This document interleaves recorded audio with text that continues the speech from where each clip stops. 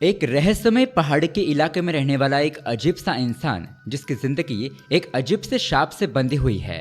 किसी भी इंसान के छूने से उसका शरीर सुन्न पड़ जाता है। उसे असहनीय पीड़ा होती है। दर्द, डर और अकेलापन में घिरा हुआ यह व्यक्ति सिर्फ एक ही चीज चाहता है, अपने इस अभिशाप से मुक्ति। इसलिए वो अपनी बीमारी का इलाज खोजते हुए एक खतरनाक यात्रा पर निकलता है, जहां हर कदम कदम पर प्रकृति, इंसान और किस्मत उसकी परीक्षा लेती है।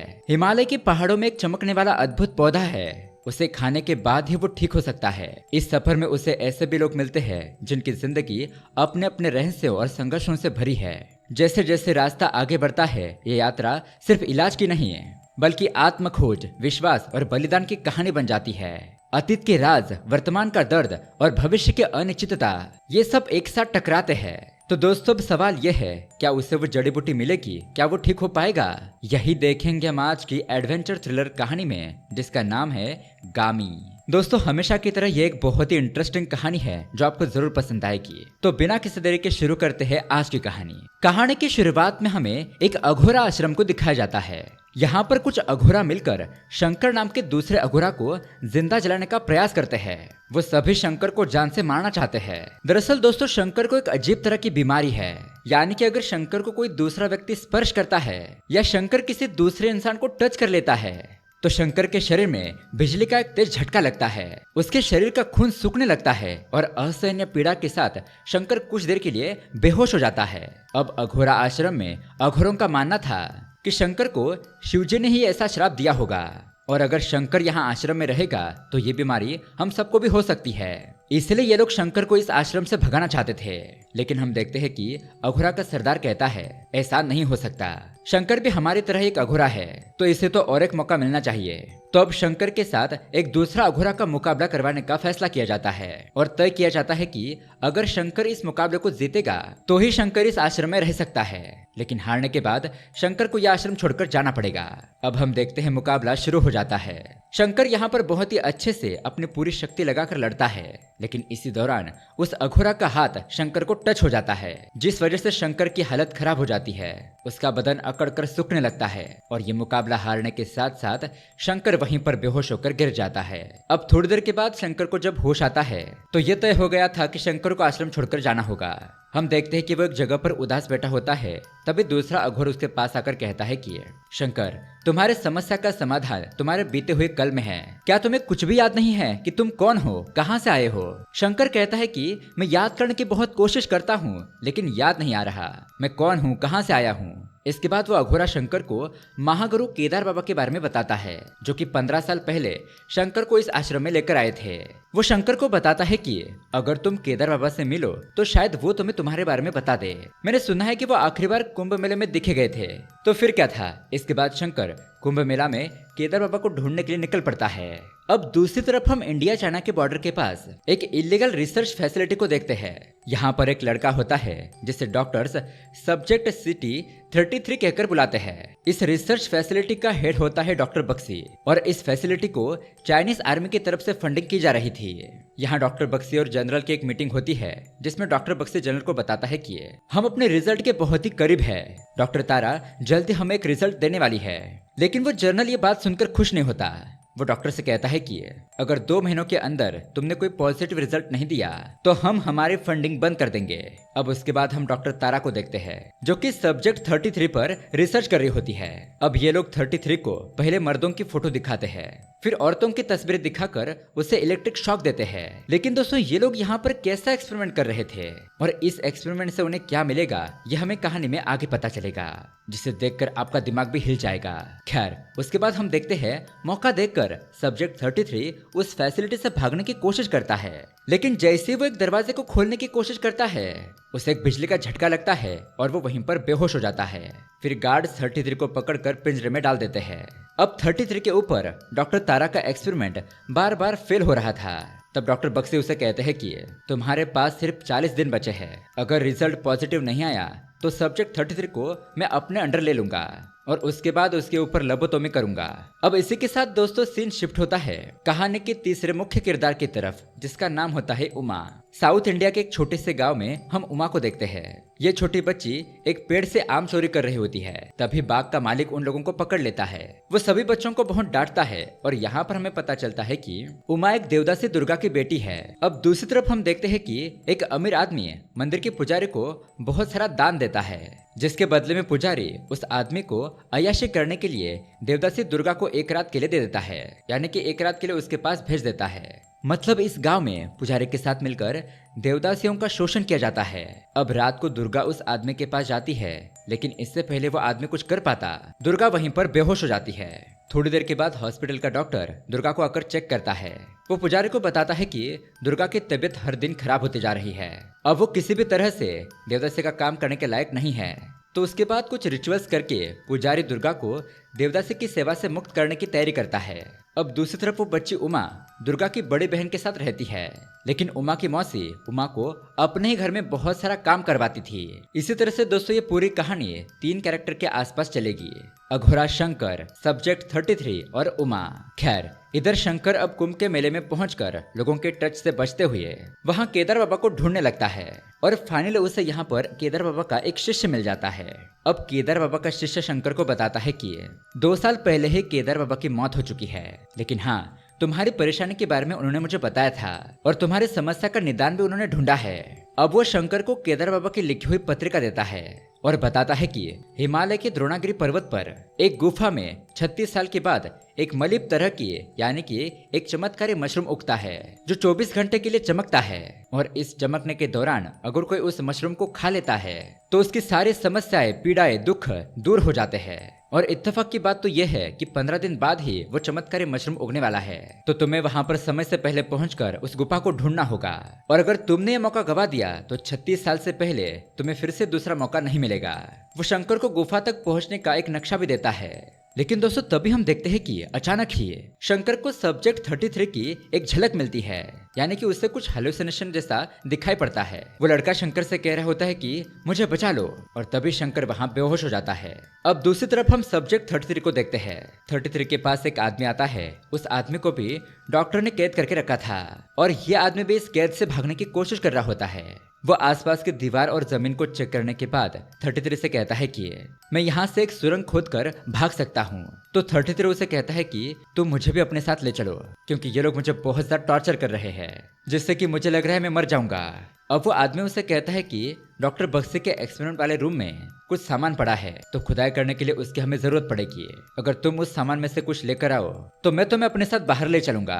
अब उसके बाद दूसरी तरफ हम उमा को देखते हैं। उसकी माँ दुर्गा देवदासी की प्रथा के मुक्त होने के बाद अपने बेटे के पास मिलने के लिए आती है। जन्म देने के बाद दुर्गा ने उमा को अपनी बड़ी बहन के पास छोड़ दिया था, और इसी वजह से वो बच्ची उमा अपनी माँ से नफरत करती है। लेकिन फिर भी दुर्गा उमा को अपने साथ अपने माँ के घर पर ले जाती है। अब उसके बाद हम गांव के मुखिया के बेटे रवि को देखते हैं, जो अपने साथ एक डॉक्टर फ्रेड को अपना गांव घुमाने के लिए लेकर आता है। अब यहाँ पर अघोरा शंकर के होश में आने के बाद वो नक्शे को समझता है, तो शंकर को लगता है कि 15 दिन में वो उस गुफा तक नहीं पहुंच पाएगा, ये बहुत ज्यादा मुश्किल है। तब वो गुरुजी के पास आता है और द्रोणागिरी पर्वत पर जाने के लिए इनकार कर देता है, जिस पर गुरुजी एक लड़की की तरफ इशारा करते हुए बताते हैं कि इस लड़की का नाम जानवी है। ये भी एक डॉक्टर है जो कि कई सालों से इस नक्शे को पाने के लिए मेरे पास आ रही है, लेकिन मैं हर बार उसे मना कर देता हूँ, लेकिन फिर भी वो हिम्मत नहीं हारती है। और तुमने तो पहली ही बार में हार मान ली है। तुम एक काम करो, इस लड़की जानवी को भी अपने साथ ले जाओ, ये भी नक्शे को अच्छे तरीके से पढ़ना जानती है, इस सफर में तुम्हारी मदद हो जाएगी। लेकिन दोस्तों शंकर तो मना कर देता है और वहां से जाने लगता है। तब जानवी शंकर के पास आती है और उसे कहती है कि देखो शंकर, मुझे तुम्हारी परेशानी के बारे में पता है और मुझे भी वो मशरूम चाहिए, इसलिए प्लीज मुझे अपने साथ ले चलो, मैं तुम्हारी मदद कर सकती हूँ। लेकिन फिर भी शंकर जानवी को अपने साथ ले जाने के लिए तैयार नहीं होता। अब वो अगले दिन अकेले ही पर्वत पर जाने की तैयारी करने लगता है। तब जानवी एक बार फिर से उसके पास आती है और आखिरकार काफी जिद और रिक्वेस्ट करने के बाद शंकर उसे अपने साथ लेकर चलने के लिए तैयार हो जाता है। इधर उस आदमी के कहने पर सब्जेक्ट 33 एक्सपेरिमेंट रूम से हथियार चुराने के लिए जाता है, लेकिन तभी डॉक्टर बख्शी भी अपने असिस्टेंट के साथ वहां पर आता है। 33 एक जगह पर तुरंत ही छुप जाता है और डॉक्टर बख्शी को एक एक्सपेरिमेंट करते हुए देखता है। बख्शी एक दूसरे सब्जेक्ट का सर खोलकर उसके दिमाग पर कुछ एक्सपेरिमेंट करता है, जिससे कि उस सब्जेक्ट के इमोशन बदलने लगते हैं। इसका मतलब बख्शी का एक्सपेरिमेंट काम कर रहा था और बख्शी का एक्सपेरिमेंट देखकर 33 तो बहुत ही बुरी तरीके से डर जाता है। अब बख्शी के जाने के बाद वो 33 भी हथियार लेकर सेल में वापस आ जाता है और उस आदमी को खुदाई करने के लिए दे देता है। यहाँ दूसरी तरफ दुर्गा अपनी बेटी को तैयार कर रही होती है, लेकिन हम देखते हैं कि उसकी बेटी उमा अपनी माँ से बहुत नाराज थी, क्योंकि दुर्गा ने अपनी बेटी को बचपन में ही छोड़ दिया था। तो उमा गुस्से से उसके पास से भाग जाती है। अब कुछ दिन बाद उमा की नानी उसे बताती है कि बेटा, जब तुम दुर्गा के पेट में थी तब सभी ज्योतिषियों ने दुर्गा से कहा था कि तुम्हारा बच्चा मर जाएगा। तब दुर्गा ने मन्नत मांगी थी कि अगर तुम सही सलामत पैदा हो जाओगी तो वो देवी की देवदासी बनकर 10 साल तक उसकी सेवा करेगी। इसलिए तुम्हारे पैदा होते ही उसने तुम्हें मौसे के पास छोड़ दिया था और खुद देवदासी बन गई थी। अब अपनी माँ की ऐसी कुर्बानियों के बारे में जानने के बाद उमा अपनी माँ के पास जाती है और रोने लगती है। उसे अपनी माँ की अहमियत पता चल गई थी और अब वो उसके साथ ठीक से रहने लगती है। यहाँ इधर हम शंकर को देखते हैं, जो कि जानवी के साथ मिलकर हिमालय की यात्रा शुरू कर देता है। लेकिन आगे जाने के बाद मौसम खराब होने की वजह से बीच में ही अथॉरिटी उन्हें रोक लेती है, आगे जाने से मना कर देती है। लेकिन फिर भी शंकर कहता है कि ये लोग कौन होते हैं मुझे मना करने वाले। और अब जानवी और शंकर दोनों ही इलीगल तरीके से आगे बढ़ने लगते हैं। अब यहाँ पर शंकर और जानवी आगे बढ़ रहे होते हैं तो दूसरी तरफ सब्जेक्ट 33 भी उस आदमी के साथ मिलकर कैद से भागने के लिए सुरंग खोद रहा होता है। और इधर उमा भी अपने माँ के साथ बड़े ही प्यार से रहने लगती है। अब मशरूम उगने में सिर्फ 4 दिन ही बचे थे। शंकर और जानवी दोनों एक खाई के पास पहुंच जाते हैं, जो कि कुछ साल पहले एक भूकंप की वजह से तैयार हुई थी। शंकर उस खाई को पार करने के लिए अपनी कमर पर रस्सी बांधकर उस खाई से कूदता है, लेकिन नाकाम रहता है। फिर जानवी कोशिश करती है, लेकिन उसकी रस्सी टूट जाती है। पर समय रहते शंकर उस रस्सी को पकड़ लेता है, रस्सी को खींचकर जानवी की जान बचा लेता है। अब इतनी सारी परेशानियां देखकर शंकर कहता है कि लगता है मुझसे यह नहीं होगा, और वो वापस जाने लगता है। लेकिन दोस्तों जानवी उसे समझाती है कि अगर ये मौका हाथ से निकल गया तो 36 साल इंतजार करना पड़ेगा और तब तक तुम इस काबिल भी नहीं रह पाओगे कि दोबारा उस पौधे को हासिल कर सको। लेकिन शंकर उसकी कोई भी बात नहीं सुनता और वो वापस जाने लगता है। लेकिन दोस्तों जानवी का मकसद तो कुछ और ही था। वो उस मशरूम यानी कि पौधे को हासिल करने के लिए आगे बढ़ती है। यहाँ इस तरफ उमा के गाँव में पिछले कुछ दिनों से मारपीट दंगा फसाद बढ़ने लगता है, जिस वजह से गांव के मुखिया को लगता है कि गांव में कोई देवदासी नहीं है, इसलिए सब कुछ हो रहा है। तो वो दुर्गा से मिलने के लिए जाता है और उसे कहता है कि देखो गांव में कोई भी देवदासी नहीं है, इसलिए बहुत सारी समस्याएं हो रही है। जैसे कि तुम एक देवदासी थी तो मैं चाहता हूँ कि तुम्हारी बेटी उमा भी एक देवदासी बने। कल मंदिर के लोग उमा को लेने के लिए आ जाएंगे, तुम बस उसे तैयार कर देना। अब ये बात सुनकर दुर्गा तो शॉक रह जाती है। अब मुखिया के जाने के तुरंत बाद वो उमा को गाँव से भगाने की तैयारी शुरू कर देती है, क्योंकि उसे पता था कि अगर इन लोगों ने उमा को देवदासी बना दिया तो पूरी जिंदगी भर उसकी बेटी का शोषण होगा। यहाँ इधर जानवी आगे बढ़ रही होती है, लेकिन तभी वो एक बर्फीले पानी के अंदर गिर जाती है। तभी उसके बैग की रस्सी उसके पैर में फंस जाती है, जिस वजह से वो पानी के नीचे जाने लगती है। अब यहाँ पर शंकर को कुछ गड़बड़ लगती है। वो तुरंत ही पीछे मुड़कर जानवी को बचाने के लिए जाता है। वो पानी में कूद जाता है और उसकी रस्सी काट देता है। उसके बाद जानवी और शंकर दोनों ही पानी से बाहर आ जाते हैं। अब यहाँ पर शंकर उससे पूछता है कि आखिर तुम उस मशरूम के लिए इतनी पागल क्यों हो। तब जानवी उसे बताती है कि मेरा 3 साल का बच्चा गुजर गया, मेरा डिवोर्स हो चुका है क्योंकि मेरी शादीशुदा लाइफ बहुत टॉर्चर भरी थी, तो मैं ये सब कुछ भूलना चाहती हूँ। इन बुरी घटनाओं की वजह से मैं सो नहीं पाती और मेरी तरह इस दुनिया में और भी कई सारे लोग होंगे जो किसी न किसी बुरी यादों के साथ जी रहे होंगे। उस मशरूम से मैं एक ऐसी दवा तैयार करना चाहती हूँ जिससे कि लोग अपनी बुरी यादों को भूल जाए। अब यहाँ पर शंकर भी उसे अपने दिल की बात बताता है कि मुझे भी एक लड़की और एक लड़के की झलक दिखाई देती है। दोनों ही बहुत तकलीफ में है और मुझसे मदद मांग रहे हैं, लेकिन मुझे नहीं पता कि वो दोनों कौन हैं। दरअसल शंकर को उमा और वो लड़का 33 दिखाई देता था। अब ये लोग बात कर ही रहे होते हैं कि तभी दूर से गुफा में जानवी को एक मशरूम चमकते हुए दिखाई देता है और वो दोनों दूरबीन से उस गुफा को देखते हैं और तुरंत ही वहां पर पहुंचने की तैयारी शुरू कर देते हैं। अब इधर उमा के साथ भागने से पहले ही अचानक ही दुर्गा की मौत हो जाती है और एट द सेम टाइम मुखिया के लोग उमा को पकड़ने के लिए उसके घर पर आ जाते हैं। लेकिन दोस्तों उमा की नानी किसी तरह से उमा को घर से भगा देती है। अपने नानी के कहने पर उमा गांव के एक दूसरे आदमी के पास जाती है। अब यहाँ मुखिया के आदमी उमा को गांव के चारों तरफ ढूंढने लगते हैं, तो वह आदमी उमा को लेकर गांव के बाहर चला जाता है उसे एक बस में बिठा देता है ताकि गांव के लोग उमा को पकड़ ना सके। लेकिन दोस्तों उमा की बुरी किस्मत, दरअसल उसी बस में उमा की मौसी भी होती है, जो कि पैसे के लालच में उमा को पकड़कर मुखिया के हवाले कर देती है। जिसके बाद मुखिया उमा की बहुत पिटाई करता है और जोर जबरदस्ती उसे देवदासी बना देता है। अब यहाँ इस तरफ सब्जेक्ट 33 उस आदमी के साथ मिलकर सुरंग खोद लेता है। एक बार वो उस आदमी से पूछता है कि आखिरकार तुम्हें सब कुछ कैसे पता कि हम सही दिशा में सुरंग खोद रहे हैं। तब वो आदमी 33 को बताता है कि इस रिसर्च फैसिलिटी में मैं 2 साल से काम कर रहा था, लेकिन जब मुझे यहाँ के इलीगल एक्सपेरिमेंट के बारे में पता चला तो मैंने इसके खिलाफ आवाज उठाई, इसके बारे में खुलासा करने की कोशिश की तो डॉक्टर बक्सी ने मुझे पकड़कर सेल में डाल दिया। लेकिन अब मैं यहाँ से भागकर सब लोगों को यहाँ की सच्चाई बता दूंगा। फिर वो 33 से कहता है कि अगर तुम्हारा इस दुनिया में कोई नहीं है तो तुम मेरे साथ चल सकते हो। इधर शंकर और जानवी वो गुफा तक जाने के लिए खाई के ऊपर से रस्सी बांधने में कामयाब हो जाते हैं और बड़ी मुश्किल का सामना करते हुए खाई में गिरने से बचते हुए किसी तरह से वो दोनों उस गुफा में पहुंच जाते हैं। लेकिन शंकर जैसे गुफा के पास जाता है तो वो देखता है कि एक मशरूम अभी भी चमक रहा है, लेकिन इससे पहले शंकर उसे तोड़कर खा पाता वो मशरूम सूख जाता है, यानी कि अब वो मशरूम शंकर के किसी काम का नहीं था। और तभी यहाँ पर जानवी पीछे खाई में गिरने ही वाली थी, तो जानवी को बचाने के लिए मजबूरन शंकर उसका हाथ पकड़ लेता है। लेकिन दोस्तों जैसा कि हमें शंकर के बीमार के बारे में पता है, शंकर के पकड़ते ही उसकी हालत खराब हो जाती है, उसका बदन पूरी तरीके से सूखने लगता है और वो बेहोश हो जाता है, जिस वजह से वो दोनों ही खाई में नीचे गिर जाते हैं। यहाँ दूसरी तरफ देवदासी बनाने के बाद मुखिया उमा को एक आदमी के पास भेज देता है, लेकिन दोस्तों वो आदमी उमा को देखते ही शॉक होकर वहाँ से चिल्लाते हुए भाग जाता है। जिसके बाद मुखिया का बेटा रवि, उसका दोस्त एक डॉक्टर था, वो उमा की जांच करता है और वो रवि को उमा की एक अजीबोगरीब बीमारी के बारे में बताता है, जिसे सुनकर ये सभी लोग हैरान हो जाते हैं। इसी बीमारी के बारे में रवि अपने बाप मुखिया को बताता है तो मुखिया उमा को जान से मारने के लिए कहता है।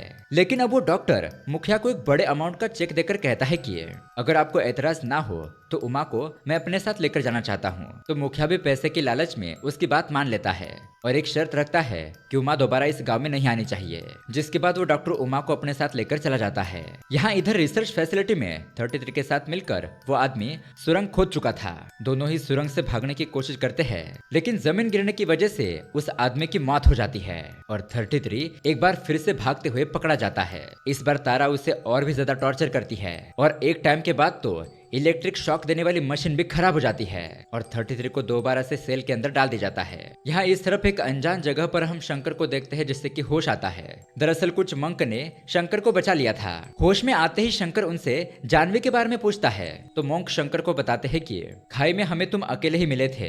तो शंकर को लगता है कि जानवी शायद मर चुकी होगी, लेकिन असल में दोस्तों जानवी एक पहाड़ी पर बेहोश पड़ी होती है। खैर अभी यहाँ पर शंकर को 33 और उमा दोनों की झलक दिखाई देती है, जो कि उसे मदद मांगते हुए पुकारने लगते हैं। अब शंकर उस मंक को अपनी सारी बातें बता देता है तो वो मंक शंकर से कहता है कि अगर ऐसा है तो तुम्हें उनकी मदद करनी चाहिए। उनकी समस्या तुम्हारी समस्या से जुड़ी हुई है, उनकी समस्या खत्म होते ही तुम भी अपनी समस्या से मुक्त हो जाओगे। तो अब शंकर उन दोनों को ढूंढकर उनकी मदद करने का फैसला करता है, लेकिन उसे पता नहीं था कि आखिरकार वो दोनों कौन हैं और उन्हें ढूंढना कहाँ है। रास्ते में शंकर को एक तूफान का भी सामना करना पड़ता है। तूफान में बचने के लिए शंकर एक गुफा में पहुंच जाता है, लेकिन तभी वहां पर शेर आ जाता है जो कि शंकर के ऊपर हमला कर देता है। अब यहाँ दूसरी तरफ हम उमा को देखते हैं और दोस्तों वो डॉक्टर उमा को लेकर उसे रिसर्च फैसिलिटी को बेच देता है, जिसमें कि हमने सब्जेक्ट 33 को देखा था। इधर 33 किसी तरह से उस फैसिलिटी से बाहर निकलने में कामयाब हो जाता है, लेकिन डॉक्टर बख्शी को ये बात पता चलती है तो वो उसे पकड़ने के लिए भेड़ियों को छोड़ देता है। वो भेड़िए 33 पर हमला कर देते हैं, लेकिन तभी लकीली वहाँ पर एक अघोरा की एंट्री हो जाती है और वो 33 को बचा लेता है। और दोस्तों अब यहाँ पर आता है बहुत बड़ा ट्विस्ट। दोस्तों यहाँ पर हमें पता चलता है कि सब्जेक्ट 33 और उमा दोनों असल में और कोई नहीं बल्कि अघोरा शंकर ही है। जी हाँ दोस्तों, लेकिन ये कैसे है इसे हम ठीक से समझते हैं। दरअसल दोस्तों उमा एक अलग तरह की बीमारी से पैदा हुई थी, जिसे कंजेनिटल एड्रेनियल हाइपरमलेशिया कहा जाता है और इसी के बारे में रवि ने मुखिया को बताया था। इस कंडीशन के साथ पैदा होने वाले बच्चों का जेंडर शुरुआत में डिसाइड नहीं किया जा सकता। जैसे जैसे ये लोग बड़े होते हैं उनका शरीर अपने आप ही बदलने लगता है और गाँव में तो उमा सब लोगों को लड़की लग रही थी, इसलिए उसकी देखभाल लड़की की तरह हुई थी। लेकिन धीरे धीरे वो एक लड़के के रूप में बदल रहा था और यही देखकर गांव के लोग डर गए थे। लेकिन उस डॉक्टर को लगा कि ये रिसर्च के लिए अच्छा सब्जेक्ट होगी, इसलिए उसने उमा को खरीद कर रिसर्च फैसिलिटी को बेच दिया। तो यहाँ पर रिसर्च फैसिलिटी में उमा को एक नाम दिया गया, सब्जेक्ट 33। तो रिसर्च फैसिलिटी में अब तक उसके ऊपर रिसर्च होती रही, उसके ऊपर बहुत सारे एक्सपेरिमेंट किए गए, उसे बहुत टॉर्चर किया गया। इस रिसर्च करने वालों का मोटिव ये था कि ये लोग 33 को लड़के से फिर से लड़की बनाना चाहते थे। लेकिन 33 की इस इलीगल रिसर्च की वजह से, उसके ऊपर बहुत सारे एक्सपेरिमेंट करने की वजह से उसकी कंडीशन बहुत ज्यादा खराब हो गई, जिससे कि अब कोई भी दूसरा इंसान उसे टच करता तो उसे सहन नहीं होता। और दोस्तों, उस रिसर्च फैसिलिटी से भागने के बाद उसी अघोर केदार बाबा ने 33 को बचाया था। फिर उसे शंकर नाम दिया और उसे लाकर अघोरा आश्रम में छोड़ दिया। लेकिन इसी दौरान शंकर अपना पास्ट पूरी तरीके से भूल चुका था और इसलिए उसे उमा और 33 की झलक आती रहती थी। वो उसकी यादें थी जो उसे मदद के लिए पुकार रही थी। अब यहाँ पर हम शंकर को देखते हैं जो कि शेर के हमले से बचने के लिए भागने लगता है। तभी खाई के पास की गुफा में शंकर को वो चमत्कारी मशरूम दिखाई देता है। शंकर अपनी लाठी उस मशरूम की तरफ फेंकता है और उसे अपनी तरफ खींचने की कोशिश करता है, लेकिन तभी शेर के हमले की वजह से वो खाई में गिरने लगता है। इसी पॉइंट पर हम देखते हैं कि वो मशरूम भी शंकर के साथ ही गिरता है। अब शंकर उस मशरूम को तो खा लेता है, लेकिन वो खाई में गिर जाता है। अब थोड़ी देर के बाद हम शंकर को खाई से बाहर आता हुआ देखते हैं, यानी कि उसकी जान बच गई थी। वो बर्फ से थोड़ा बाहर आता है, तभी उसे अपने सामने जानवी बैठी हुई दिखाई देती है। अब यहाँ पर शंकर जानवी का हाथ पकड़ता है, उसके हाथ को अपने मुंह पर लगाता है, लेकिन इस बार शंकर को कुछ नहीं होता। उसका शरीर सुन्न नहीं पड़ता, वो पूरी तरीके से ठीक हो चुका था। और इसी खुशी के मारे शंकर जानवी की गोद में सर रखकर रोने लगता है, यानी कि वो शांति की सांस लेता है, जैसा कि वो उमा के रूप में शंकर अपनी माँ के गोद में सर रखकर सोता था। और दोस्तों, यहाँ पर शंकर को सब कुछ याद भी आ जाता है कि वो उमा और 33 और कोई नहीं बल्कि वही है। और इसी नोट पर दोस्तों ये कहानी यहीं पर एंड हो जाती है। तो दोस्तों, ये कहानी आपको कैसी लगी हमें कमेंट करके जरूर बताइएगा। साथ ही ऐसा ही अमेजिंग मूवी देखने के लिए हमारे चैनल को सब्सक्राइब जरूर कीजिए। मिलते हैं अगली वीडियो में। Keep watching.